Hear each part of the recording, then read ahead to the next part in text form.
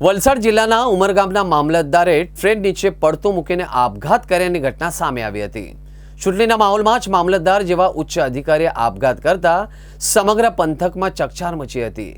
મૃતક મામલતદારનો મૃતદેહ Umargam railway station પર ટ્રેનના પાટા નજીકથી મળી આવ્યો હતો।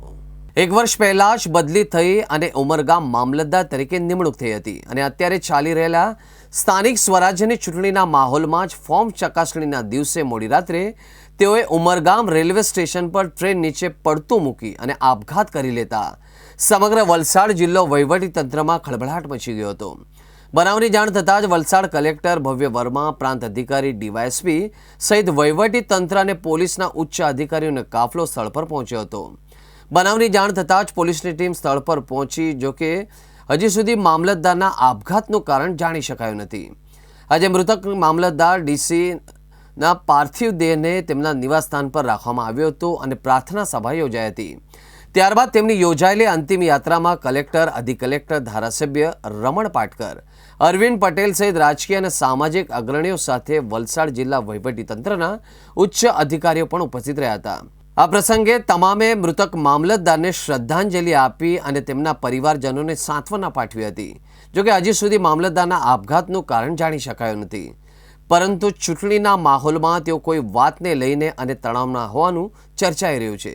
આ મામલે ધરમપુરના ધારાસભ્ય અરવિંદ પટેલે નિવેદન આપ્યું હતું કે ચૂંટણીના માહોલમાં તેઓ કોઈ પ્રેશરમાં હોય તો તેઓએ ઉચ્ચ અધિકારીઓને આ બાબતે જાણ કરવી જોઈતી હતી તેવું નિવેદન આપ્યું હતું।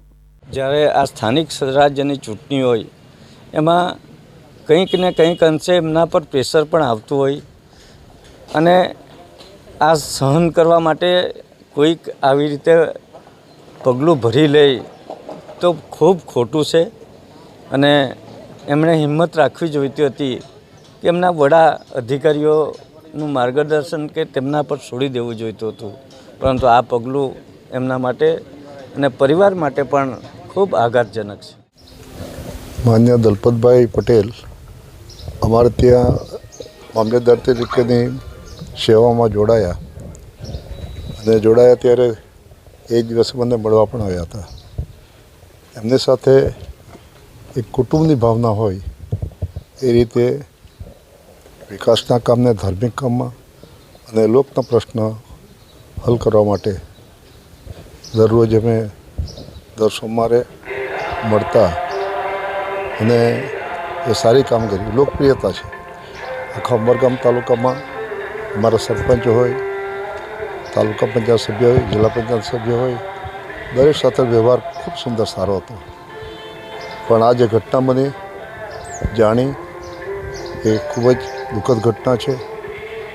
એમના જીવનની અંદર આ એવો વિચાર, ભક્તિભાવ જીવન હોય ત્યારે એવો વિચાર કેમ આવ્યો એ પણ અમને સમજાતું નથી અને એટલા માટે આજે અમારી વચ્ચે રહ્યા નથી। દલપતભાઈ પટેલ ભગવાનના ચરણે ચાલી ગયા છે। અમે શોકાંજલિ અર્પણ કરતાં ભાવભીનું શોકાંજલિ અર્પણ કરીએ છીએ।